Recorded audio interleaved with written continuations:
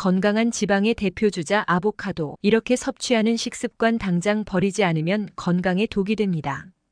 영상을 시작하기에 앞서서 구독과 좋아요 꼭 부탁드리며 오늘 영상에서는 아보카도와 함께 먹으면 아보카도의 효능을 저해할 수 있는 음식들과 아보카도의 영양을 더욱 극대화할 수 있는 음식들을 소개해드릴 예정입니다. 우선 아보카도가 가진 놀랍고 유익한 효능을 알아볼게요. 먼저 아보카도는 불포화 지방산, 특히 올레산이 풍부해 콜레스테롤 수치를 조절하고 심장 건강을 보호하는 데 도움을 주는데요. 불포화 지방산은 나쁜 콜레스테롤 수치를 낮추고 좋은 콜레스테롤 수치를 높여주며 동맥 경화와 같은 심혈관 질환의 위험을 줄입니다. 아보카도에 다량 포함된 칼륨 또한 혈압을 안정시키고 혈액순환을 개선해 고혈압 예방에 도움이 되는데요. 또한 아보카도에는 루테인과 제아잔틴이라는 두 가지 항산화 성분이 있어 눈의 노화와 관련된 질환을 예방하는 데 유익합니다. 이 성분들은 자외선과 블루라이트로부터 눈을 보호하고 특히 망막과 황반 부위를 보호하여 황반변성과 백내장을 예방하는 데 도움을 주는데요. 더불어 아보카도는 식이섬유가 풍부해 소화 시스템을 건강하게 유지하는 데도 좋습니다. 식이섬유는 장의 연동운동을 촉진해 변비를 예방하고 장내 유익균을 증가시켜 장 건강을 개선하며 포만감을 오래 유지해 과식과 간식 섭취를 줄이므로 체중 관리에도 유리한데요. 또한 피부와 모발 건강에도 아보카도는 비타민 E와 비타민 C를 풍부하게 함유해 중요한 역할을 합니다. 비타민 E는 항산화제로서 피부 세포를 산화 스트레스로부터 보호해 노화를 늦추고 피부의 탄력을 유지하는 데 도움을 주며 비타민 C는 콜라겐 생성을 촉진해 피부 톤을 균일하게 하고 상처 회복을 빠르게 돕는데요. 아보카도의 건강한 지방 또한 피부를 촉촉하게 유지해 보습에 도움을 줍니다. 아울러 혈당 조절에도 아보카도는 효과적인데요. 저혈당 지수를 가진 아보카도는 혈당 수치를 급격히 올리지 않고 안정적으로 유지하도록 돕기 때문에 당뇨 환자나 혈당 조절이 필요한 사람들에게 유익하며 인슐린 저항성을 개선해 제2형 당뇨병 예방에도 기여합니다. 또한 항산화 물질인 글루타티온이 포함된 아보카도는 체내 염증을 줄이고 면역 체계를 강화하는 데 도움을 주는데요. 불포화 지방산과 항산화 성분들은 세포의 산화 손상을 방지해 염증과 관련된 여러 질환, 특히 관절염과 같은 만성 염증성 질환의 위험을 낮추는 데 유익합니다. 뿐만 아니라 아보카도에 포함된 비타민 K와 마그네슘은 뼈 건강을 유지하고 골밀도를 강화하는 데 필수적인데요. 비타민 K는 칼슘이 뼈에 잘 흡수되도록 돕고 마그네슘은 칼슘의 기능을 보완해 뼈를 강하게 유지하므로 골다공증 예방에도 유익합니다. 또한 아보카도는 간의 해독 작용을 돕는 글루타티온을 함유해 간의 해독 기능을 강화하여 체내 독소를 효과적으로 제거하는 데 기여하며 이로써 간 건강을 유지하고 만성간 질환을 예방하는 데도 도움을 주는데요. 더 나아가 임산부와 태아 건강을 위해 아보카도에 포함된 엽산은 신경관 발달에 중요한 역할을 하며 임신 중 엽산 섭취는 신경관 결손과 같은 선천적 결함을 예방하는 데 유익합니다. 마지막으로 아보카도는 비타민 B6와 마그네슘이 풍부해 신경계를 건강하게 유지하고 기분을 조절하는 데도 도움을 주는데요. 특히 비타민 B6는 행복 호르몬인 세로토닌의 생성을 돕고 마그네슘은 스트레스 완화에 유익해 기분을 안정시키는 효과가 있습니다. 아보카도는 매우 건강한 식재료이지만 다른 음식과의 조합을 신중하게 선택하는 것이 중요한데요. 이제부터는 아보카도의 이점을 약화시키고 아보카도와 함께 섭취 시 부작용을 일으킬 수 있는 음식을 소개할게요. 첫 번째는 배입니다. 두 식품은 모두 소화에 부담을 줄 수 있는 특성을 가지고 있어 소화 기능이 약하거나 소화 불량을 겪는 사람에게는 함께 섭취할 경우 소화 불편을 유발할 수 있는데요. 특히 아보카도는 불포화 지방이 풍부한 고지방 식품으로 심혈관 건강에는 유익하지만 소화 기능이 약한 사람에게는 다소 부담스러울 수 있습니다. 지방은 체내에서 소화되는 데 시간이 걸리므로 아보카도를 섭취하면 속쓰림이나 복부 팽만감을 느낄 수 있으며 소화가 민감한 사람에게는 더부룩함과 가스가 생길 수 있는데요. 배는 수분과 수용성 식이섬유가 풍부한 과일로 소화를 돕고 장 운동을 촉진하는 효과가 있습니다. 특히 배에는 펙틴이라는 식이섬유가 포함되어 있어 장내 유익균의 성장을 돕고 장 운동을 활발하게 만들어 소화기 건강에 유익한데요.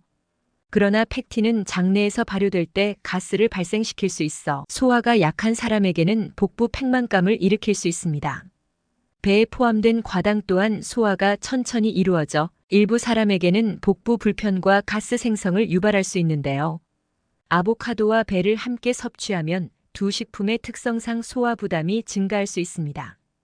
아보카도의 지방은 위에서 천천히 소화되고 배의 팩틴은 장에서 발효 과정을 통해 가스를 생성하기 때문에 소화 속도가 더욱 느려질 수 있는데요.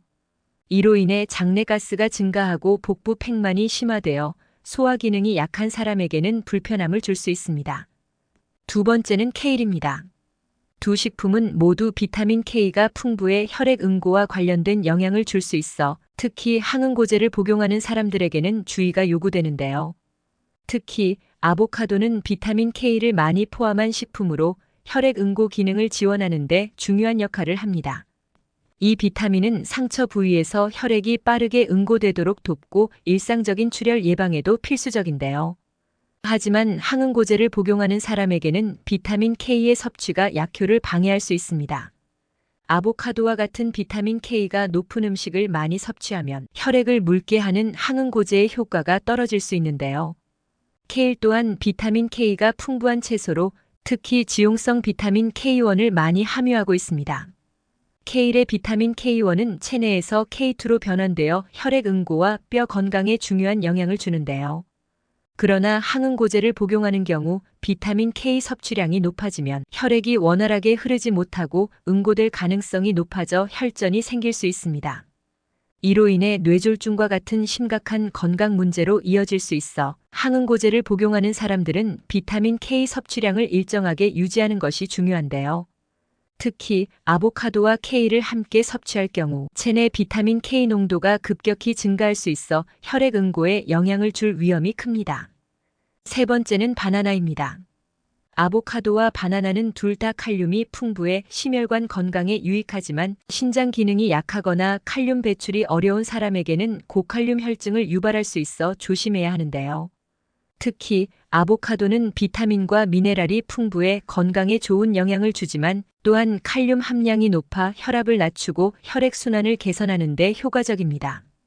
그러나 신장 기능이 저하된 사람은 체내에서 칼륨을 적절하게 배출하지 못해 혈중 칼륨 농도가 높아질 수 있는데요.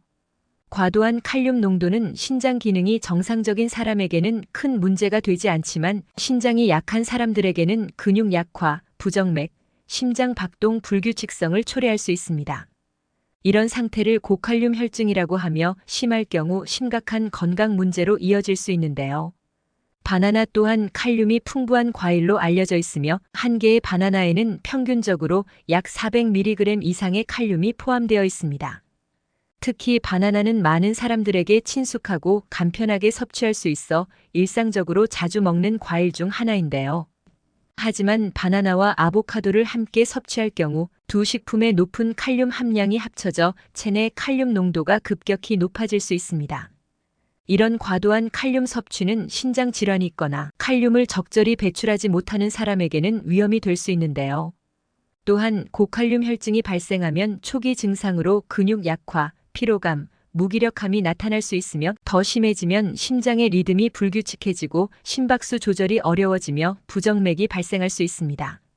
하지만 아보카도는 그 맛이 뛰어난 것은 물론 건강에도 다양한 이점을 제공하는 식재료입니다.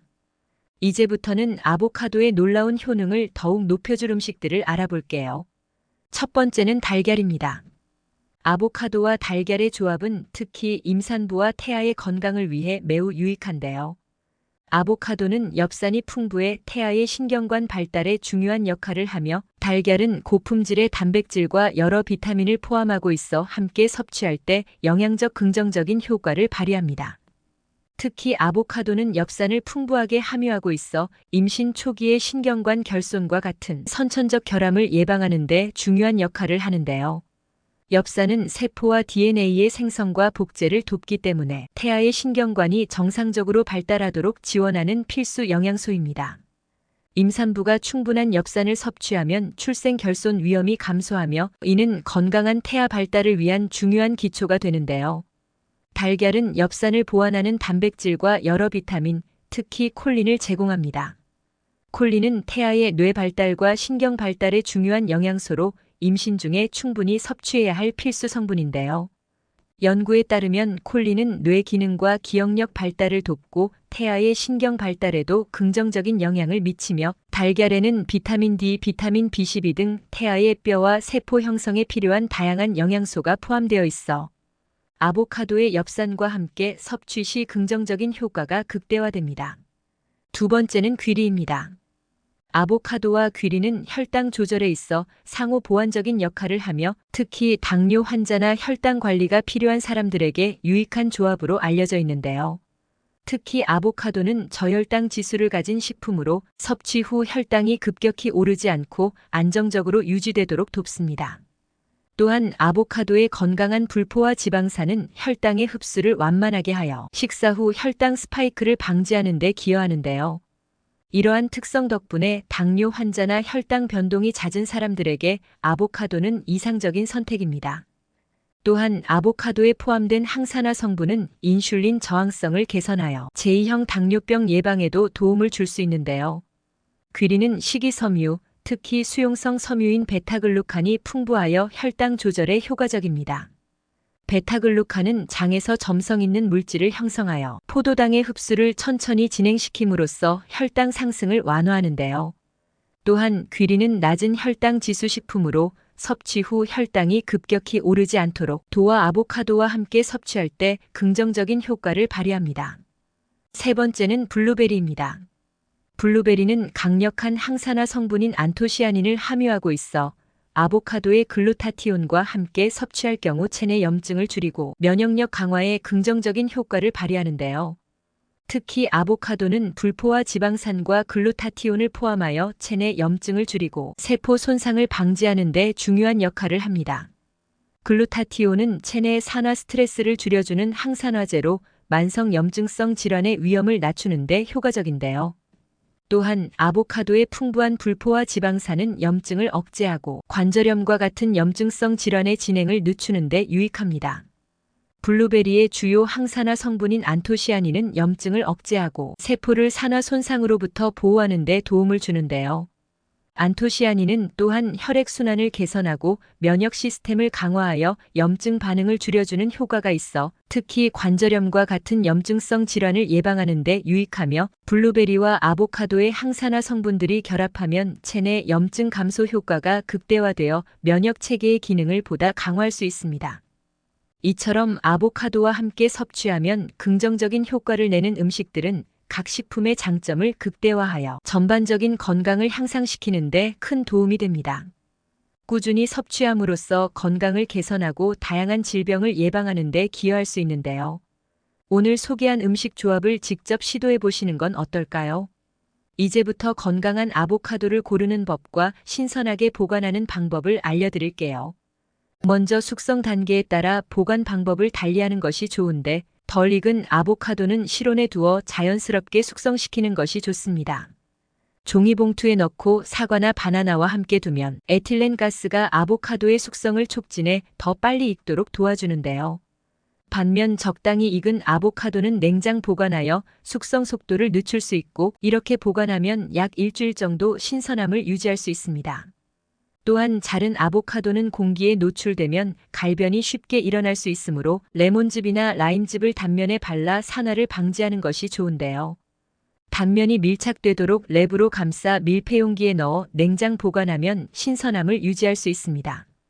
더 나아가 색깔을 확인하는 것도 중요한데, 잘 익은 아보카도는 짙은 초록색에서 검은색을 띠고 덜 익은 아보카도는 밝은 초록색입니다. 단 색깔만으로 익은 정도를 정확히 판단하기 어려울 수 있어 촉감을 함께 확인하는 것이 좋은데요. 아보카도를 손으로 부드럽게 눌렀을 때 약간 탄력 있게 눌리는 느낌이 나면 적당히 익은 상태이며, 지나치게 물러지면 과숙일 가능성이 있습니다. 또한 꼭지를 제거해 안쪽을 확인했을 때 초록색이나 연한 노란색을 띠면 신선한 상태이고, 갈색이나 어두운 색이라면 과숙일 수 있는데요. 마지막으로 숙성된 아보카도는 하루 이틀 내에 사용해야 한다면 냉장 보관하고, 나중에 사용할 예정이라면 냉동 보관하여 필요할 때 해동해 사용하면 신선한 맛과 영양을 더 오래 즐길 수 있습니다.